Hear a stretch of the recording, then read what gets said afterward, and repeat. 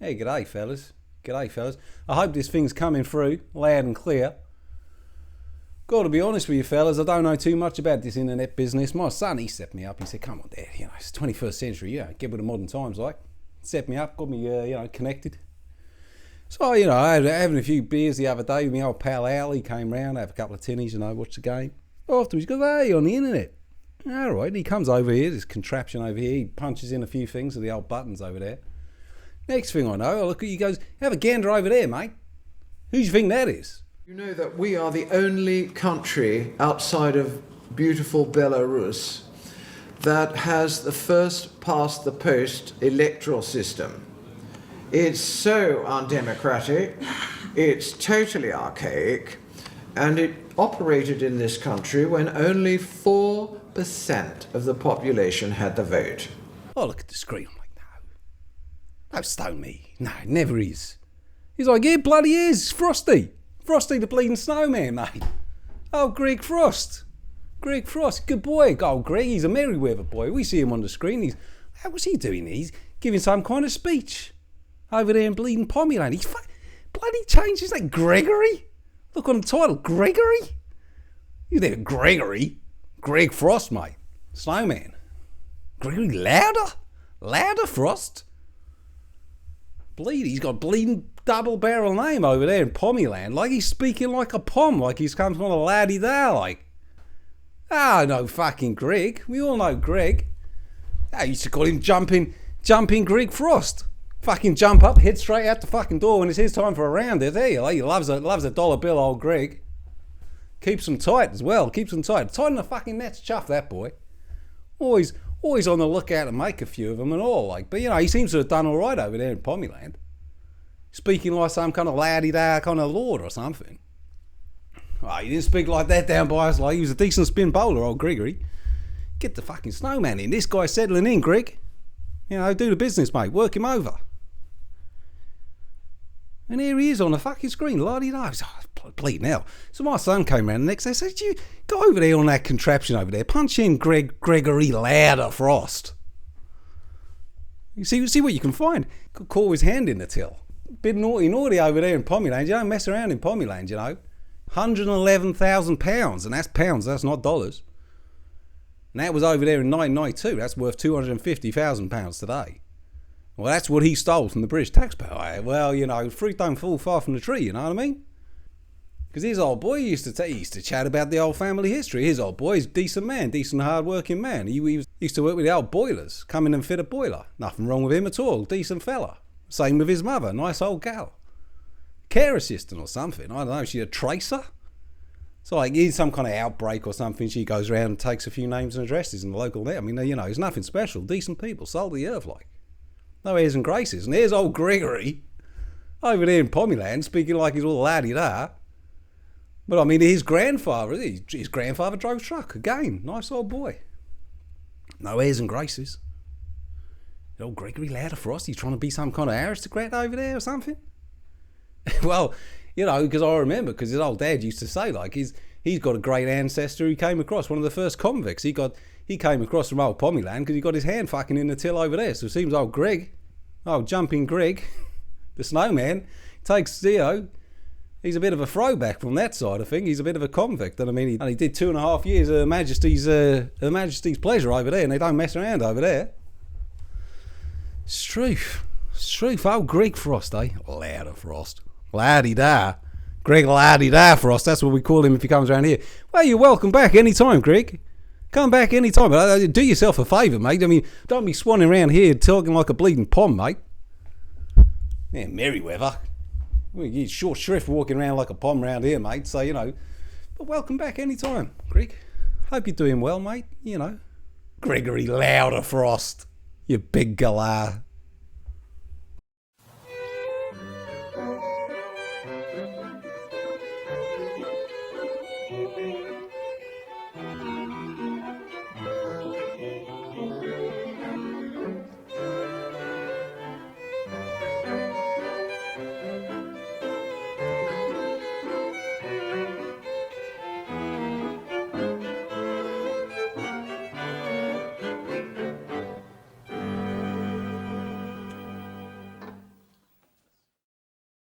Where I look, the government just wastes millions and millions, hundreds of millions or billions of pounds.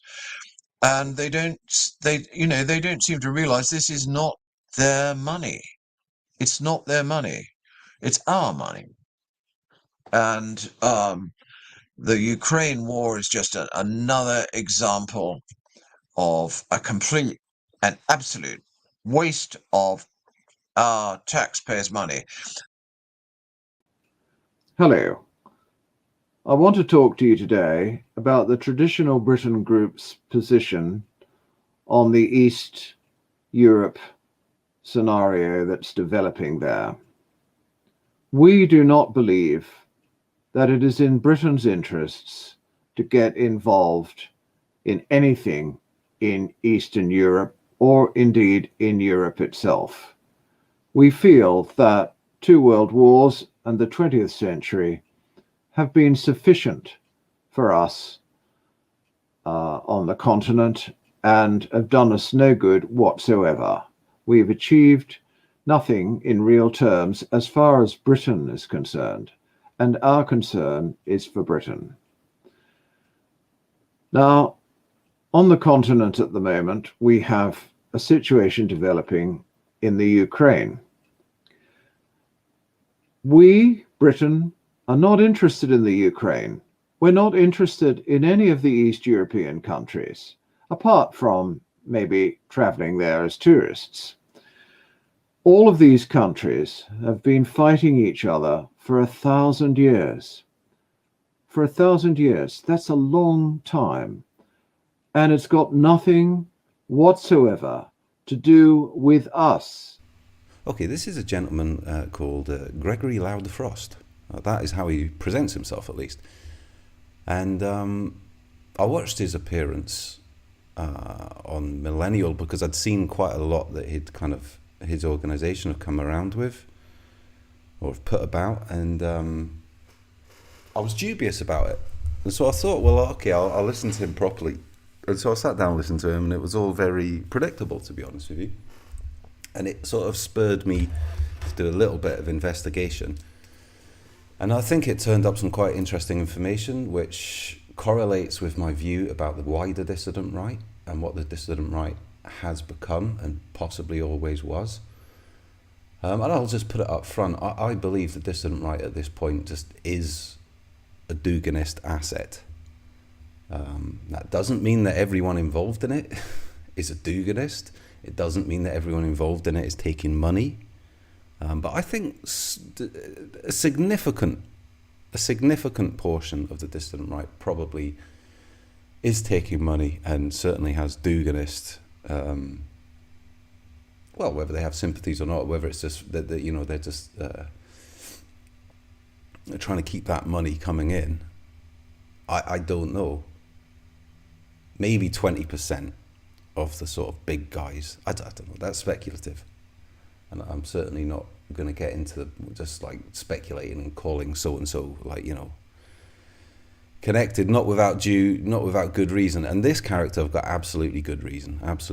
So anyway, without further ado, let's just have a little look into his backstory. So this is a man, Gregory Lauder-frost, as he presents himself.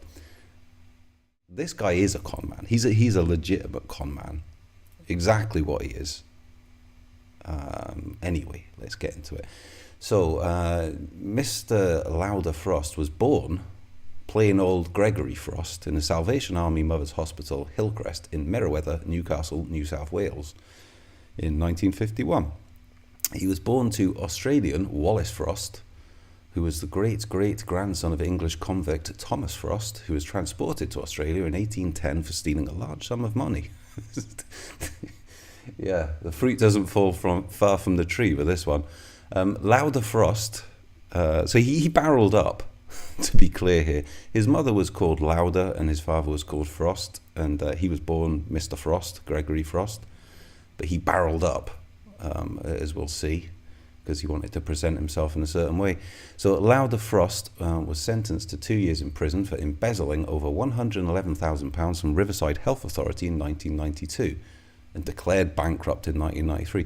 So he stole £111,000 from the Riverside Health Authority. So he worked for a public health authority. This is taxpayer money here. He stole £111,000 of taxpayer money in 1992. Now, £111,000 in 1992 was a large sum of money. I mean, you could buy a pint back then. I'm struggling to think of the exact comparison. I don't think it was more than £2. I'm struggling to think, but it was certainly not £4.80. Put it that way. And £111,000 in 1992. I did some basic calculations. It's worth if you can call it in today's money, £111,000 could buy you in 1992 approximately what $250,000 could buy you today. So, in today's money, he stole £250,000 from the taxpayer in 1992, and he was declared bankrupt in 1993. He served 2 years in prison for that, and he pled guilty to 8 counts of embezzlement. Anyway, okay, so and US-born Cecily Scully Lauder. Sorry, I've lost my place in this. Lauder-frost was sentenced to 2 years in prison for embezzling over £111,000 from Riverside Health Authority and declared bankrupt in 1993. This is just about his parentage. So his mother was a woman called Cecily Scully Lauder. She was born in the Americas. She was the daughter of Scottish-born Matt Lauder Jr., who had emigrated to Australia, then to the United States, where he was naturalised, and his daughter was born, and then it's back to Australia.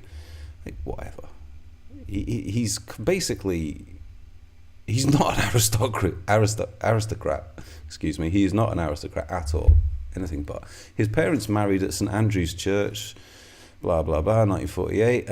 Wallace Frost, so that's his father, is described on the marriage certificate as a boilermaker, and Cecily Scully Lauder is described as a tracer. I had to Google what a tracer is. I had no idea. A tracer is quite ironic. Quite a lot of them around these days. They're people that kind of try and contact, trace.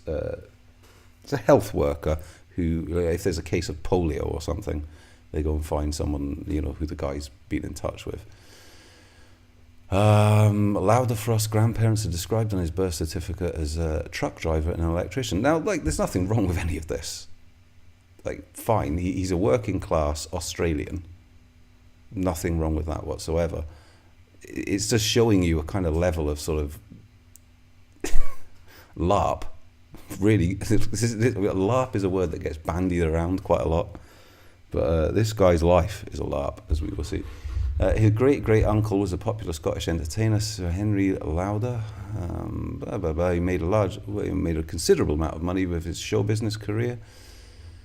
Lauder-frost likes to claim that the house known as Lauder Ha, which Sir Harry had built in Strathaven, South Lanarkshire, in 1936 on land purchased just a few years earlier, was his family seat, thus giving the impression that he is descended from landed gentry. However, being distant relatives, none of Lauder-frost's immediate families were beneficiaries of Sir Harry's will.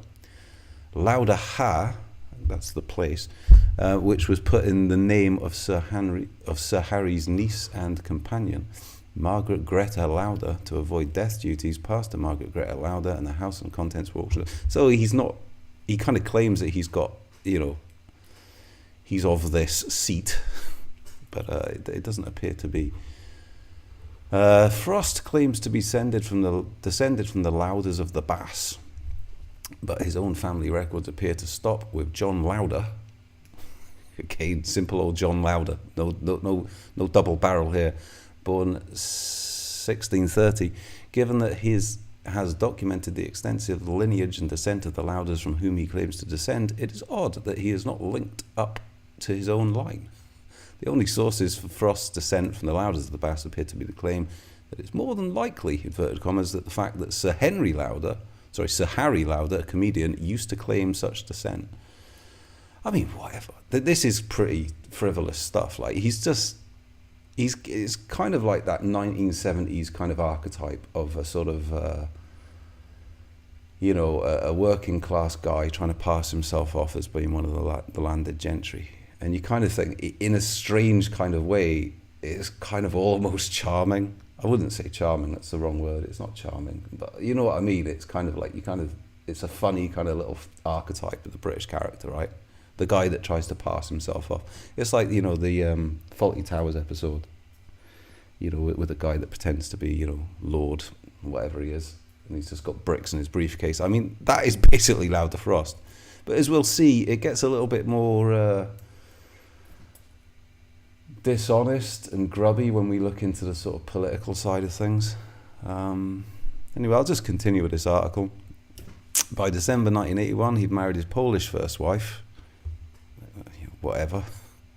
But, you know, perhaps this is why he hates Slavs so much, I don't know. When he was living in a basement flat.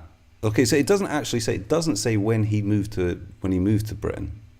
So I don't know that, when he moved to Britain. But in 1981, he married his first wife, Joanne Pecker. He's Polish. He was living in a basement flat in Phil Beach Gardens, Earl's Court.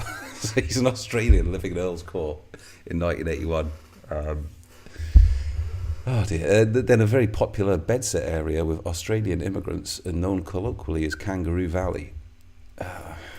This is halcyon age when, you know, Australian immigrants were something to be concerned about. His Australian origins make his use on the forum of the former Conservative Democrat alliances of phrases such as the upstart son of an East End Jewish taxi cab driver to describe John Bercow heavily ironic, because such phrases were typically used by those who talked about jumped up colonials. Yeah, whatever, you know, fine.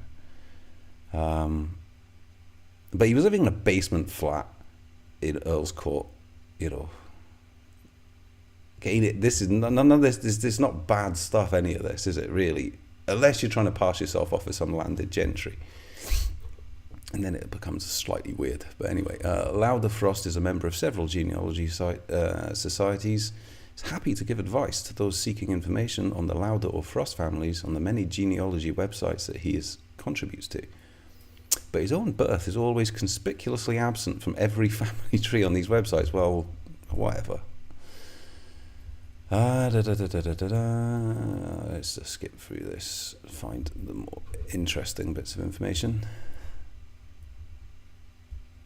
Okay, so in 1992 he was sentenced to 2 years in jail for stealing £111,000 from his employers, a London health authority, where he had worked as a payroll manager. In his defence, he said he needed the money to fund a custody battle against his Polish ex-wife. So, you know, he needed some money, so he stole it from the taxpayer. But I needed the money, Your Honour, you know. Whatever, you know. I mean, in isolation, these facts, okay, he's a thief. He is a thief. He stole money from the taxpayer. But they don't then sort of, like, you know, go on these crusades about, like, the taxpayer, because you stole from the taxpayer. Where I look, the government just wastes millions and millions, hundreds of millions or billions of pounds. And they don't seem to realize this is not their money. It's not their money. It's our money. And the Ukraine war is just another example of a complete and absolute waste of our taxpayers' money. But they don't then sort of, like, you know, go on these crusades about, like, the taxpayer, because you stole from the taxpayer. He's a thief.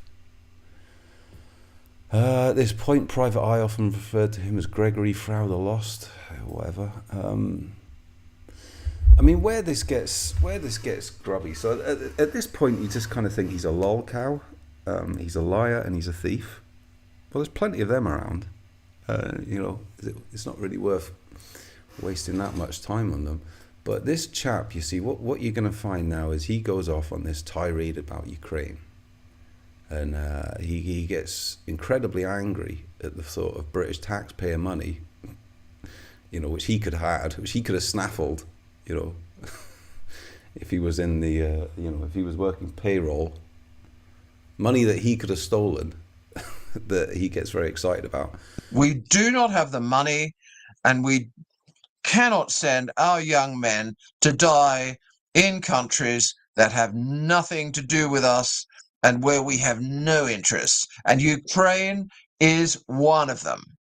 This is a Well, Slav family quarrel. Let them get just on with before it. we, Stop sending money to them that yeah. we do not have. We do not have this money. Because, okay, we're going to look into a little bit more of his story at this point, which is where, as I say, I think it gets a little bit, I wouldn't say dark, but it gets a little bit concerning. Or more concerning. So he is the he is the head of UK Artcos, the publishing house Artcos. So Artcos was founded by Daniel Friberg, who is supposedly Swedish, and Friberg introduced Richard Spencer. He's funded a lot of these people. He's funded a lot of what I would... I think, I'm just going to put it up front, I think this guy Friberg, I think he is absolutely an agent of Russia. He is funded from Russia. They put money in, and like I'm going to put some graphics on the screen here that I think will back this up. You've got in 1996, Alexander Dugin was... he was publicly saying, like, you know, the new right is our asset. We are designing this thing that he called in 1996 the new right. And he's basically saying, this is going to be our asset, and we're going to use this for our own leverage and for our own interests. That's in 1996, which is, you know, okay, there was an internet in 1996, but not many people were on it. You know what I mean? There wasn't anything remotely like that would come to form even 10 years later. So in 1996 they were pouring money in, and they were getting their guys in. So if they were doing that in 1996, what do you think they're doing in 2022? And I think this guy Friberg at Spencer was his boy. You know, he sort of funded Spencer. This is how it works. They send in a guy in one of these organizations, a publishing house, whatever it is, a front, and they flood it with money because they've got a lot of it. And then this guy then hands it out to other people, and those people fulfill his wish. It's top-down CEO kind of like thing, you know. And he gets his operatives in different regions, which Lauder-frost is one of them. So say he's the head of Artcos division in the UK. And they promote Russian interest, you know. But what they do is, it's like, you know, you talk about controlled opposition, and people like to spurg out about controlled opposition, you know, something I've done quite a bit of myself. But, you know, this is the real controlled opposition. I mean, you know, you can talk about, oh, is this guy working for the deep state? Is he playing a life actor? You know, you can get into this, and it's kind of fun, and it's kind of interesting, and it's probably quite relevant in a number of cases.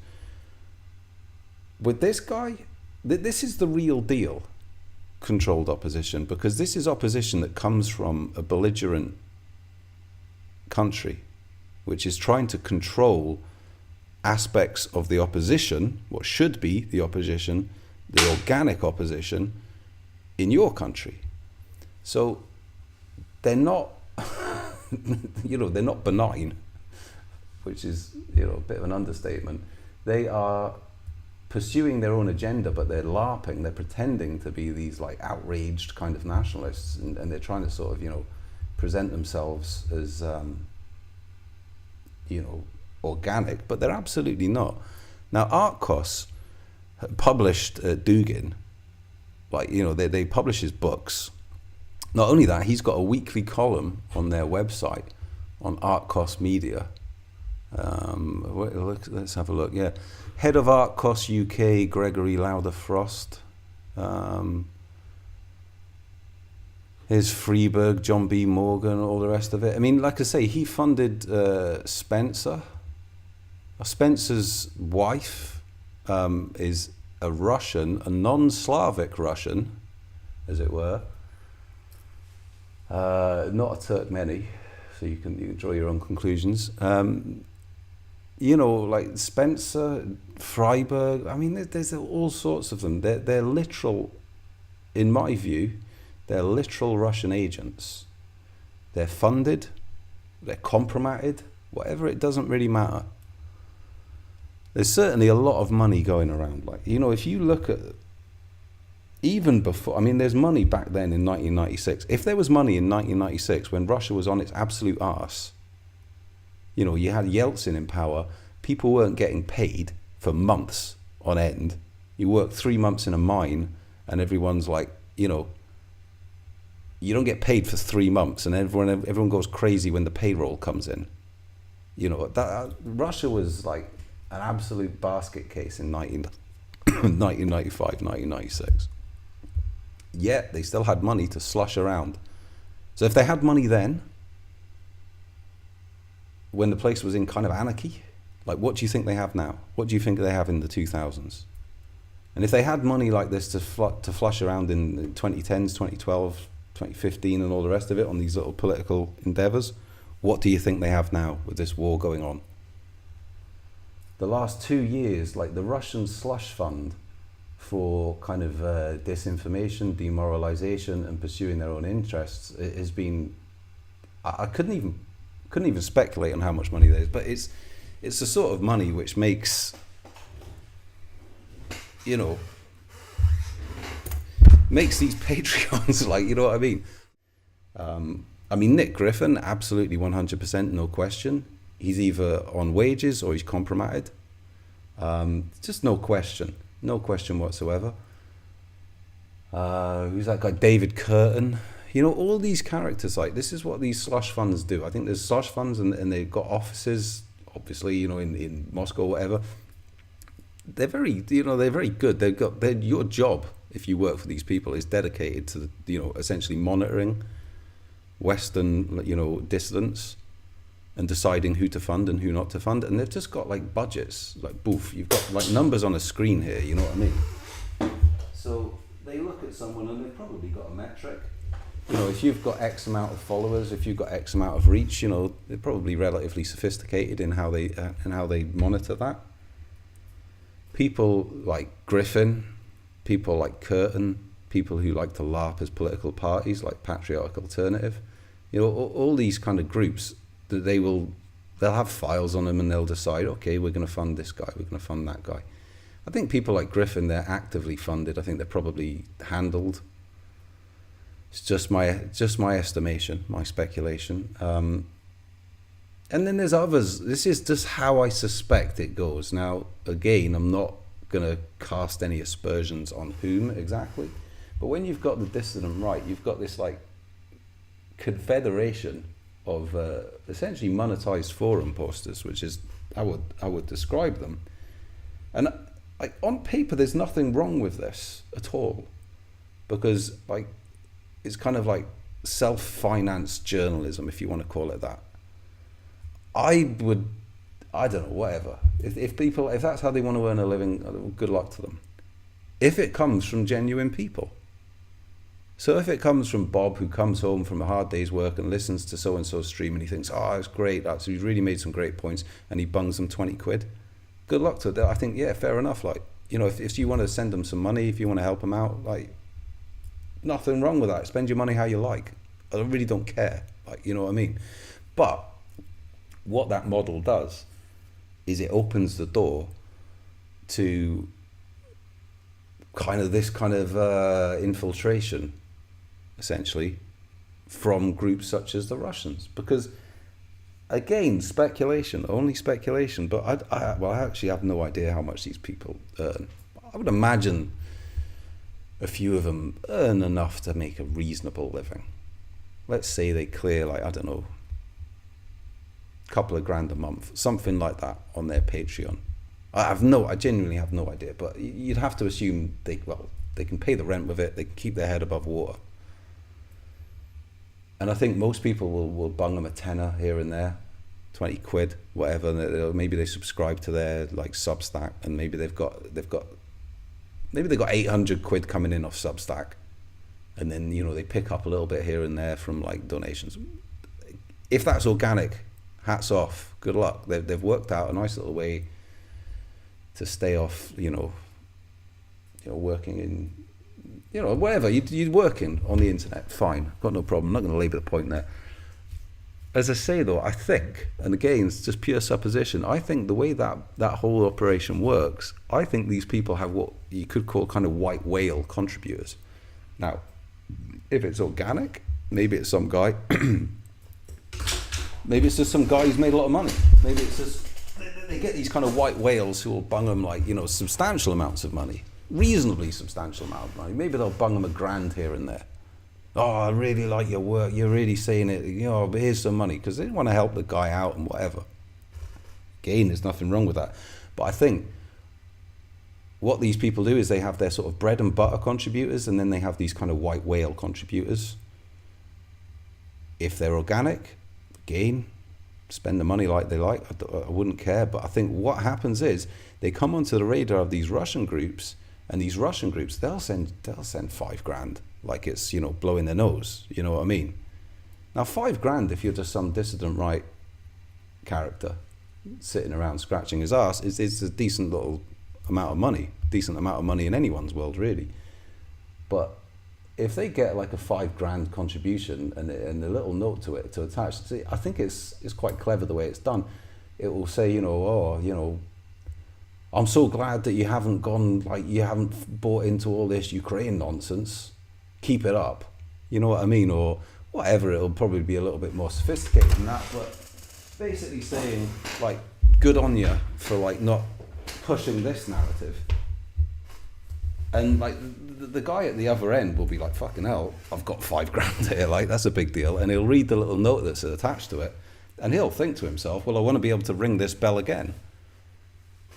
Or maybe they'll say, I really like that point you made in your video, in your stream or whatever, XYZ. And what they're doing with that is they're saying, this is why you're getting the money. You're getting the money when you went on that tirade about like, pensioners freezing to death, 6 million pensioners freezing to death because, the UK Defence Ministry was sending like, equipment to Ukraine. So they would have said, yeah, we really like that. That was great. And here's some money. Nice one. And so what they're basically implicitly telling you is ring that bell again and you'll get some more money. That's just my personal, purely supposition on how that little operation works. And I think it's very, very effective. And that is a way you control narratives, because you hit these influencers and you give them money and you basically say, implicitly, this is why you're getting the money. And you're implicitly saying you'll get more money if you keep ringing this bell. And I think there's a lot. That's how a lot of these characters go. And there's a lot of these other characters that I think are chomping at the bit to get involved here.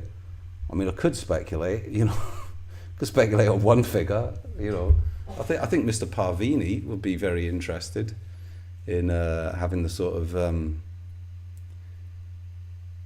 having the sort of profile which could come across these people's radar. Maybe he has, I don't know. Maybe he already has. Actually, I don't think he does.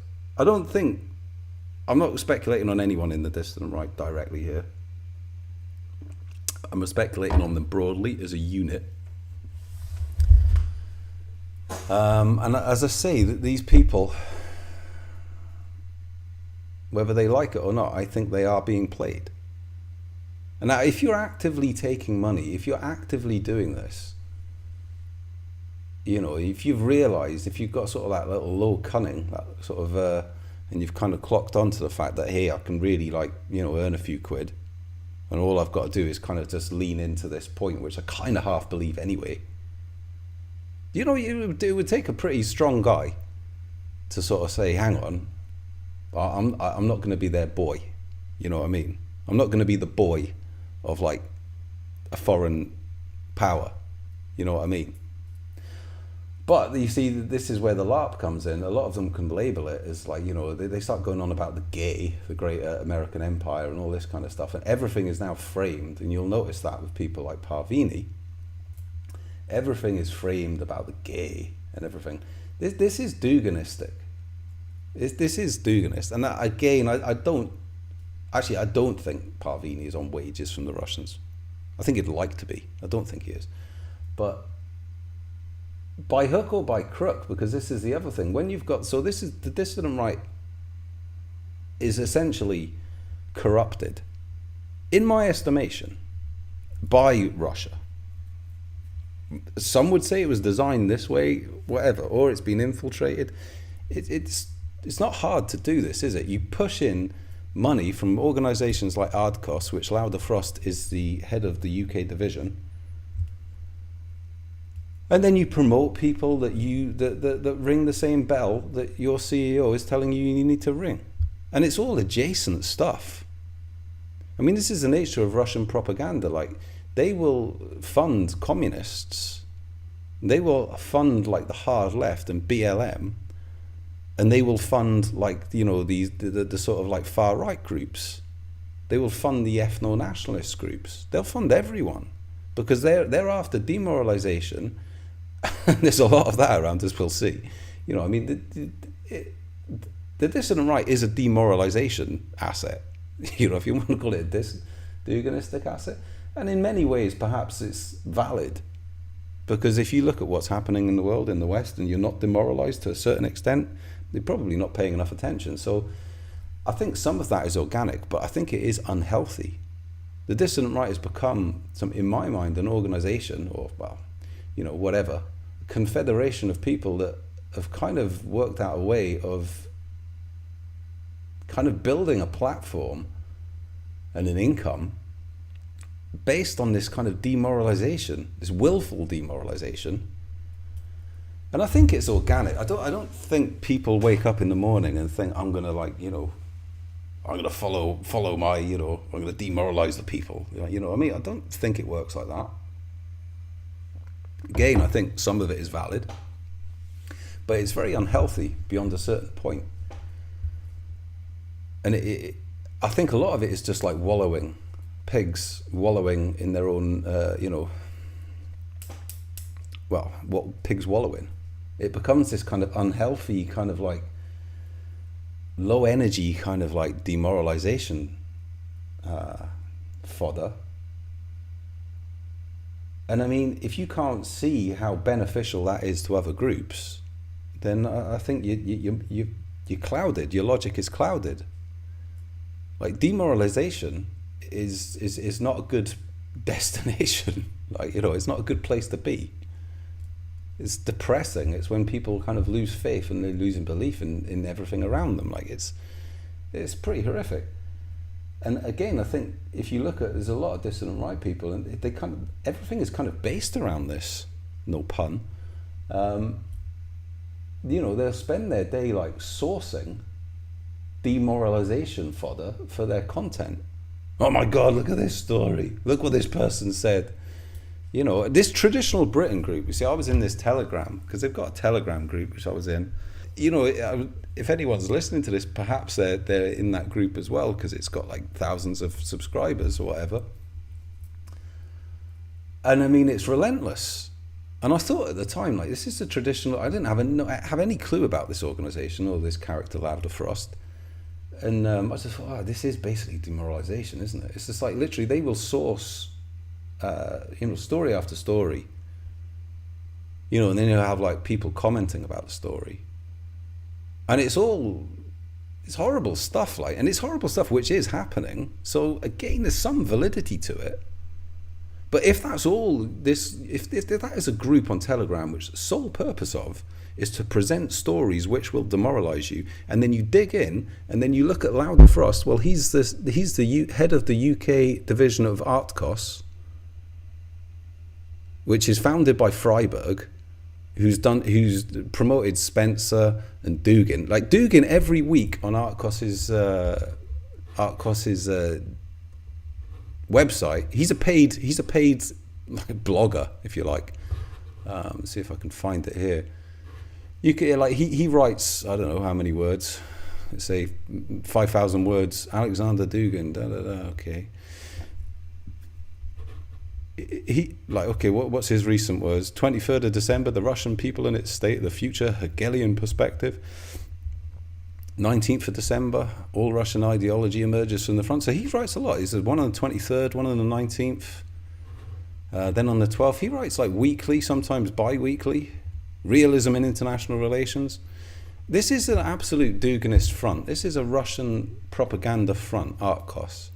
Now, what's interesting here is you'll read Dugin's words on Artcos, and it's all stuff that correlates. So he knows what he's doing. Obviously, he knows what he's doing, but he is presenting himself as this based kind of like nationalist ally of the right in Europe. But Dugin, he is so two-faced. I mean, it's not even a question of two-faced, but he presents himself to these people in this way, and he presents himself to other people in what you could call another way. There's a million things you can find about it. I don't even think I'll bother putting it in this video. But, you know, he will present himself as, you know, as this based nationalist, and then he's a communist, and then he's simping for, you know... I mean, these people fund... I can't remember their name now, but it's the Kill the Boer Party. I think it's EFP, something like that. They actively fund, they go on platform, you know, they actively fund, like, literally, you know, this is not like, I think they fund. No, they fund them. You know, you can find that information for yourself. They play to all sides. So this is Dugin playing to the inverted commas, based, you know, nationalist side. So this is what Artcos is. And this is what Lauder-frost does. And then you look at Lauder-frost's Telegram channel, and it's demoralization porn. So you can really see how this operates, just in this one occasion. You know, and as I say, Lauder-frost, he's the head of the United Kingdom Artcos. Pretty good gig. I mean, they're obviously not bothered about his criminal convictions. You know what I mean? This is a guy who's done 2 years in prison for embezzlement. I mean, if I ran a publishing company, I'd maybe have reservations about hiring someone like that. They're not bothered about that. That's fine. You know, he stole £111,000 in 1992 from the British taxpayer. You know, they've obviously given him a pass there. So, this is all a bit of a ramble, really, isn't it? But essentially, what I'm saying here, and I'll put some clips in. I'll intersperse this with some clips, really, so you can see what he's... I think I'm not going to do it now, but he gets so enraged. He gets so enraged about, like, Ukraine and the fact that British foreign interests, for once, correlate with the interests of, like, saving a nation from, you know, getting absorbed into this horrific police state, ending up like Belarus, right? If, let's be clear here, if they had their 2 weeks to flatten the Ukrainian nationalists, which they claimed would happen, 3 days to Kiev, all be eating, you know, Solanka and Kryzyatek in 3 days. Didn't happen, obviously. If that were to have happened, Ukraine's fate would just be like to end up like Belarus, and Belarus is just a buck-broken slag state. It's like, it's sad. And, you know, there's a lot of Belarusian people outside of Belarus, and inside, I suspect. They'll tell you all about it. Like, you know, the Belarusian language is, like, all but criminalized. You know, the culture there, it's just, you know, they have to, like, bend the knee, both knees, to Russia in every single way. So, like, the Russian language is kind of everywhere, and, like, you know, there's no Belarusian nationalism at all. You know what I mean? It's social engineering. Like, we all in these little circles like to cry about social engineering. Well, I tell you what, the social engineering that happened in occupied Ukraine is like nothing you've ever seen. Like, it's just disgusting stuff. It's really disgusting. It's communism. It's literal. I mean, you say neo-Bolshevism, Bolshevikism. I mean, it's pretty naked Bolshevism. Like, they put up statues to all these communists. You know, you've got places like Mariupol, which was basically where Azov was headquartered. You know, they used to have, like, nationalist kind of, like, you know, groups there who would, like, you know, help people, put them back on their feet. They would, like, you know, build people up. They'd have, like, little sort of, like, you know, weekenders, and they'd take these people and they'd, like, teach them about nationalism and build them up into their culture. You know, now they're doing the opposite. Now that same place, you know, where they trained people and they sort of got people that were maybe drifting off the right side of the track and, you know, going bad ways, they put them back on their feet. They gave them discipline, they gave them training, they gave them belief in their country. You know, Ukrainian nationalism, another thing, the people in the West, like, they like to cry about, like, football hooligans in the West, and they say, oh, isn't it pathetic, you know, oh, they're just fighting amongst each other and blah blah blah. Well, that's what Ukrainian nationalism kind of emerged from. Is that it was a lot of it, like this is way back, the beginnings of it, was kind of like a lot of these groups kind of came from football lads, because obviously there was political guys around and they were like, look, stop fighting about like, you know, this stupid game because there's separatists in your town and like they're trying to destroy your country. There's Bolsheviks in your town that are trying to take control, which is what's happened in Donbass, and they're being funded. So a lot of these units, they kind of emerged from like football lads who kind of woke up and thought, well, this is all stupid. Why are we fighting? Why am I fighting some guy from Lviv? You know, when we've got external enemies and we've got communists like agitators within our cities. You know, and again, you'll see this in the dissident right, you know, they'll kind of sneer at the sort of the lads in the 80s and the 90s and they'll sort of deride them. Well, the Ukrainians woke up to it and they sorted it out. So, you know, just something to consider. Anyway, I've kind of rambled off from the original point. Oh, that was it. This guy's getting very, very excited about the fact that, you know, we're sending money to Ukraine. So-called refugees. And then he says, like, it's a war in Russia. I mean, could this guy be, any, like, he couldn't really be any more, like, nakedly Russian asset, could he? You know what I mean? He describes it as a war in Russia. So he's unpersoned Ukrainian nationhood. Everything about the history, the culture, like all of that would be just like obliterated had the Russians took over. And it is being obliterated in the Russian occupied lands. So again, I think that was the point I was trying to make. The social engineering you see in this part of the world when the Russians come in is like nothing you've ever seen. It's not subtle. It's not Billy Shears. You know what I mean? It's you know, it's your kids getting taken away because you've posted something like that they believe is nationalistic. And I mean, that you think that's not a joke, and people will, you know, they'll demoralize themselves about stuff that the British. This is another guy. Okay, well, I'm just gonna ramble. You can take it or leave it. Okay, we are back with this gentleman. This trustworthy gentleman. Fucking hell. It just blows my mind we still need to fucking do this, but apparently we do. This is Gregory Lauder-frost. Real name, Greg Frost. Is an Australian gentleman that emigrated to England and stole some money from the British taxpayer and pretends to be some kind of aristocrat, and also works for Arctos, whatever they're called, Arctos Media. Again, I really want to keep this brief because I've done a big long presentation of this. I'll just stick it in the comments. If you want to watch that, you can watch that. I've gone into this in depth. Arctos Media is a Kremlin asset.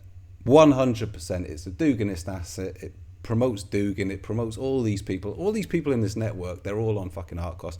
This man is the UK CEO of Arctos Media. He works for Arctos. He basically works by extension for the Kremlin. Now he is also the, well, he's in charge of this Traditional Britain group. I'm not sure if he set it up. I think he took it over. I think someone died or something. I haven't got that in front of me, but he's basically the boss, as it were, of Traditional Britain group. Now this is a very good little case study. Again, just watch the original video if you want. I'm not going to get into the weeds of it again here, but Traditional Britain is these little outfits are all over Europe. They're Kremlin skin suits. Now they wear the clothes of nationalism. They lean into all the talking points. They probably say a lot of things that you agree with, you know, regarding migration, regarding, you know, schools, etc., etc., etc. However, schools, it's the little, you know, that's just a little come on. But the payoff, the knife in the fucking kidneys, is all the Kremlin propaganda they give you. All I'm going to do in this video, very, very brief, I'm just going to show you Traditional Britain group. They've got a Telegram group, I don't know, 11, 12,000 viewers. Not inconsequential when you look at the size of Britain. And they do sort of black tie. It's all very LARPy, to be brutally honest, much like Mr. Lauder-frost. You know, and his much like Lauder-frost himself, or Mr. Frost himself. But you know, they are influential, and they kind of, you know, they bring in these other minor influencers, and they bring them in and they give them status because they go and have this black tie speech, and they all kind of applaud, and it's all very whatever. Anyway, they're on Millennial. Surprise, surprise, again this year. I raised this with Millennial Woes, just in a tweet. I said, like, why are you having these guys on? You know, this guy's a fraudster. He stole money from the British public. Woes bats that off. He's like, oh, well, you know, just because he's made a mistake. I'm like, no, it's not because he's made a mistake. It's because he's a Kremlin asset. No response. End of the conversation. You know what I mean? Well, you could make of that what you will, but, you know. They're on again. But this group, this is just a Kremlin asset. All I'm going to do here is just I'm going to show you all the things they talk about. Again, why is the traditional Britain group? They're obsessed with Ukraine. They're obsessed with removing funding for Ukraine because that's what they're paid for. They work for the fucking Kremlin. And the point here is, why does a supposedly British nationalist movement, inverted commas, very big inverted commas, why does a British movement indulge these people? Why don't they disavow them? Because you should fucking disavow them, because they're mugging you off. They're making a fool of you. They're wearing a skin suit of British nationalism in order to further foreign interests, the Kremlin, a wholly fucking anti-white state, a Chabadian fucking police state, which is currently engaging in ethnic cleansing in Europe. They're doing the bidding of them for money. So Lauder-frost can, you know, keep his roof over his head. Essentially, in that instance. And all the other shit, it's just window dressing. All the stuff about, oh, this, you know, migration and everything else, the stuff you agree with, it's just window dressing. So why is this indulged? Like, this is a fucking lack of standards. Or they're all just part of the same orbit. Or it's just all part of the same network. You know, everyone's getting paid and they're all just, yeah, okay. One or the other. Have they just got no fucking standards and they're like, actually, no, I don't want a fucking foreign active measures operation posing as a British nationalism. That's not British nationalism, that's foreign active measures unit. But again, no fucking standards whatsoever. Well, they'll have them on the show and he'll lean into all the talking points, you know, you'll probably nod along to 75% of it, and then he'll start fucking shitting all over Ukraine and the funding for Ukraine. And that's what he's doing, for money. And someone like Millennial Woes facilitates it. Puts him on a platform. Validates it. Question I would ask is why? You either don't have fucking standards, or you're part of that wider network. It's as simple as that. That's the way I see it. As ever, you know, you can draw your own conclusions. There you go. Just knock it off at this point before I start getting ranty. But yeah, have a good day. Okay, this one really will have to be brief. Just going to run through it now. I am a bit pressed for time, but, you know, probably mercifully, in all honesty. So this is a response from traditional Britain. I'm just going to have a look at it, read it on the screen here.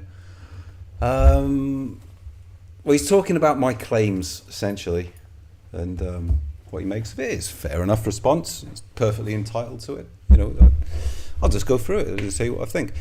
So he says, looked at this man you reference. He comes across as a stoner with multiple conspiracies on people, including the music industry, with some justification, more against dissident right types. Well, I am not a stoner. I don't take any drugs. I don't drink alcohol. I drink coffee and I drink water. That's basically it. So I don't know what else to say there, but you're wrong. I'm not a stoner. I might be something of a conspiracy theorist. Well, okay, if you want to apply that label, fair enough. All I'm doing is noticing patterns. You can make your own mind up, which is what I say all the time on this channel, and I genuinely mean it. You know, I'm not hitting people over the head with things, telling them what to think. I'm pointing towards my own supposition, and you can make your mind up, and that's what I'm doing here. Anyway, we continue. I think it's fair to say, it's true to say that a few people, and this admin, think the Ukraine conflict has been a disaster and the great powers should have been brought to their senses. So, again, like, the subtext of all of this is that Ukraine should have just cocked. You know, they should have been brought to at no point in anywhere in this. It's just the frame holding you will find everywhere in this orbit. No one ever blames Russia. Like, do you know what I mean? Russia invaded. All this shit. I mean, even Morgoth the other day, he's basically posting a picture of Putin, and he's frame holding and saying that basically Putin invaded, to stop his country, the peril, a great peril against his country from a hostile neighbour. Remarkable. Don't tell me you're fucking neutral. Don't fucking patronise your audience, or don't lie to your audience. Let's call a spade a spade. Again, I'm just pointing this out because it's fucking glaring to me, but, fine. Maybe I'm a conspiracy theorist, if you like, whatever.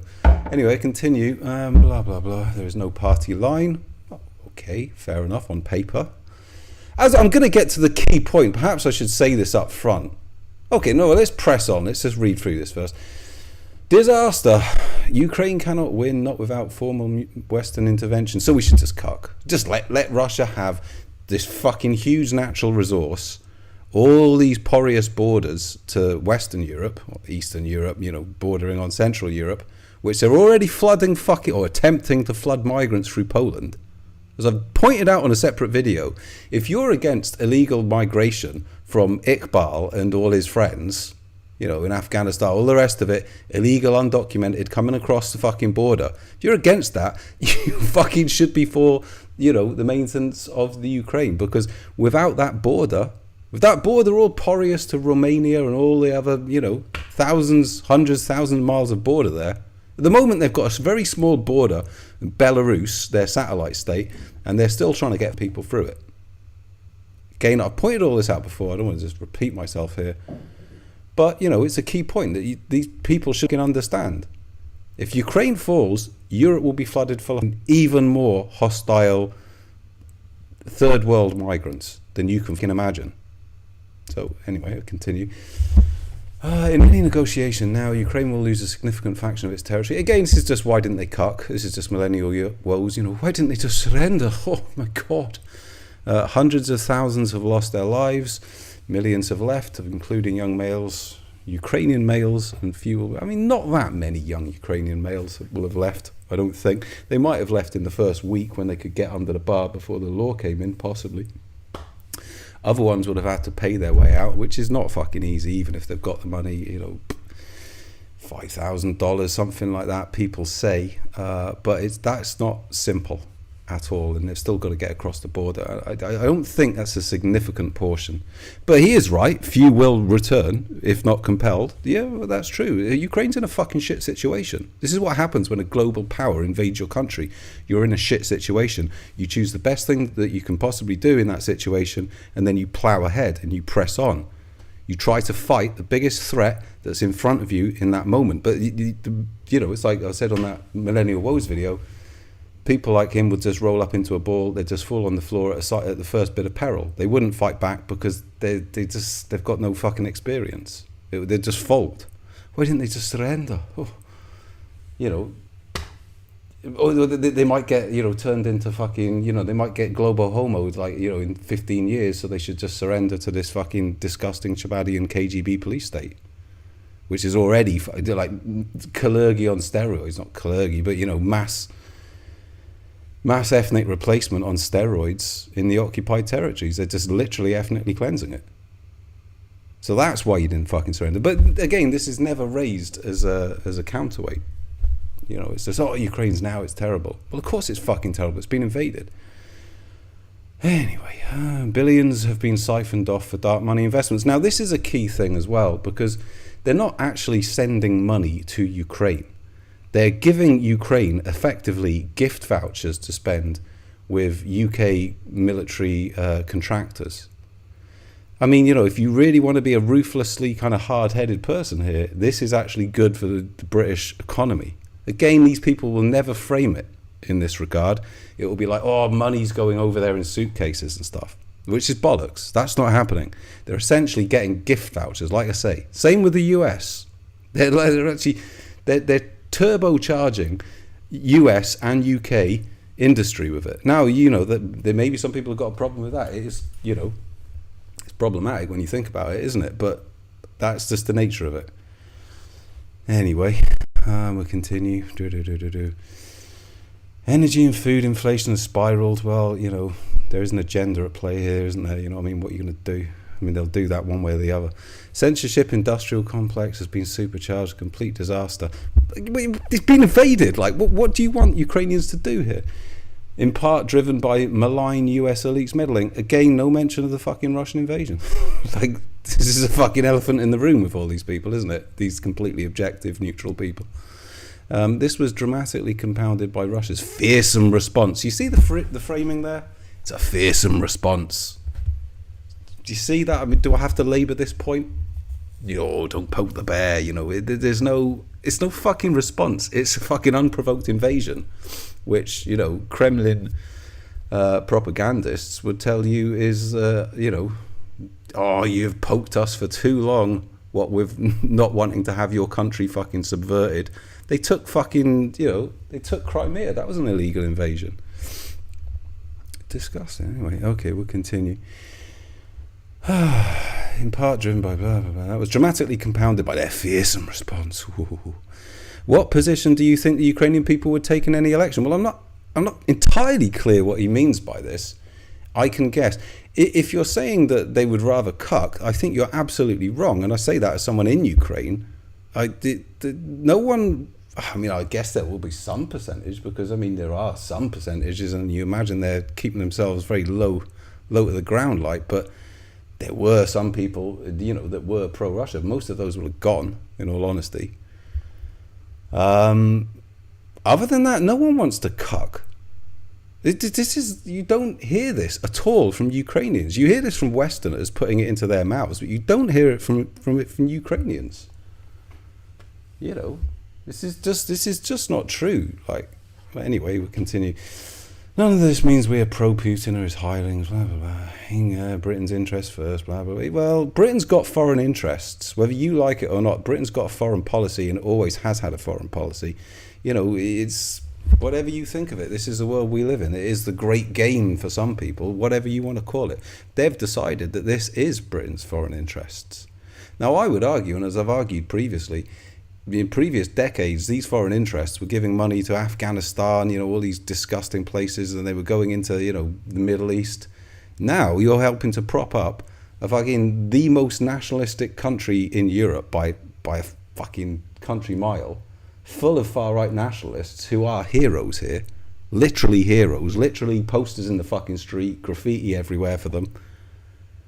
This is the most homogeneous European, well, it's bad to call it, it's the whitest nation on earth. As far, I don't really think another one can, certainly at the moment, because it's, that's all it is.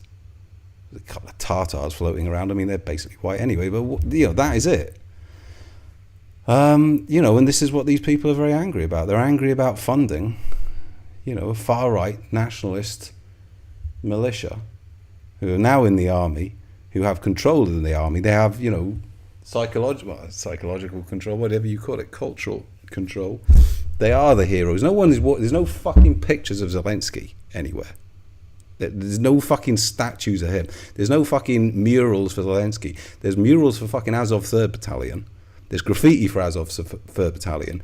There's the Karpatsky Sich. There's fucking, Centuria, all these far-right groups. Pravda Sector, Right Sector. All these groups that are, they would make traditional Britain blush with their politics, quite frankly. These are the people that they hate. These are the people that they want to see denazified, literally. And that would include getting gulagged, probably just shot in the back of the head. Their families, their kids getting gulagged. All the rest of it. You can't even imagine how fucking bad it would be for Ukraine if Ukraine, lose this war and get dominated by, Chabadian Russia. It's the fucking end. And anyone who's on the right, anyone who's a nationalist, not to be, I don't know, maybe you don't have to get fucking really excited about it, but like to actively campaign against it is just so dysgenic. Or just it's so incredibly selfish and myopic and just almost psychopathic, quite frankly. Anyway, it's like psychopathic indifference is what I'm referring to there, not literal psychopathy. Anyway, Artcos. Gregory agreed to be a largely nominal UK figurehead for Artcos Media almost 2 decades ago. but he's no longer listed there and hasn't helped for quite some time. Well, that's cleared that up, basically, isn't it? So he's worked with them for 20 years. Now, last year when I did that first deep dive on him, he was listed as the Artcost CEO. Although if he's not listed as the Artcost CEO now, perhaps there's been some changes behind the scenes. I don't know. All I'm telling you is, as I say, I'll skip to the end with this. Okay, well, I'll finish it then. We also received no funding from Russian sources. The secret state would have long swooped if we had muddied the water, like with AFD. Well, they are a Kremlinist, no question there. If there was even a scintilla of a connection. 3 booksellers asked to attend. None were Artcost. Maybe one of the 30 publications was. I didn't see it. In summary, I'm amazed that these totally idiotic web spinners are even humoured and given the oxygen of publicity. When this war ends, leaving Ukraine in a completely disastrous state, what, unlike fucking what it would be like if fucking Russia dominated it and denazified it, literally denazified it and destroyed its national consciousness. Again, like, they don't give a fuck. Like, do you know what I mean? If some superpower invaded England and said we need to de-Saxonize the place, which is basically what Russia would love to do, you know, this is the same thing. You know, they want to destroy everything. Destroy your... England is a false country. You know what I mean? It's got to be you got to put everyone in a fucking gulag who thinks they're an Anglo-Saxon. Essentially, it would be the same thing, in all honesty. Destroy your national consciousness. You're just a region. We own you. Cuck. Well, no, Ukrainians don't want to cuck. Don't want to live like that. Anyway, and they should all be called out for their inane armchair cheerleading. Well, I don't think I'm doing inane armchair cheerleading. I'm criticising the dissident right as someone who's read the dissident right for a number of years, someone who does live in Ukraine, someone who's lived in Ukraine for the entirety of the war, minus 5 months directly after. 3 weeks after the invasion, my wife and I left. We went to Slovenia for 5 months, returned August 2022. I've been in it that entire time, less those 5 months. So I think I do know a bit more about it than probably most people on the fucking internet, in all honesty. So I wouldn't describe what I do as inane armchair cheerleading. I think I provide my own opinions on the matter, which is grounded in reality and grounded in experience. So I think I think it has value. They might not agree with it. That's fine. That's their choice, isn't it? It's their choice whatsoever. And all I'll say, perhaps I'll stick this at the beginning, is just go to Traditional Britain Telegram group. I'm sure you can find them. Google it.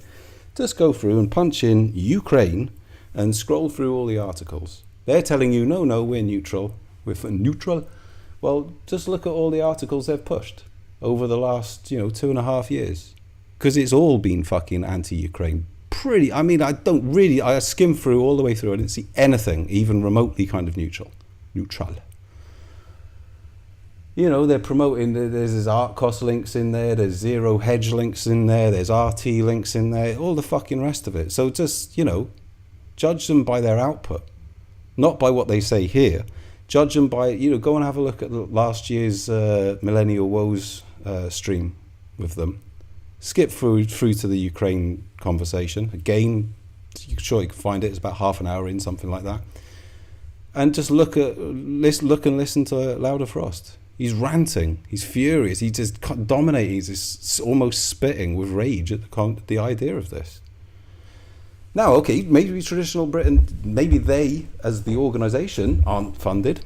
It's possible. Maybe Lauder-frost, the convicted con man, convicted fraudster, maybe the guy who's had a 20-year relationship with Artcost Media, maybe he's the guy who's making money. I don't know. The guy who leads, who is the manager, whatever the title is, of the Traditional Britain group. Maybe that's the case. I don't know. Genuinely don't know. I'm sure, you know what I mean? I listened to a stream and there was a supporter of the Traditional Britain and he was kind of, he was backing them up. Well within his rights to do so.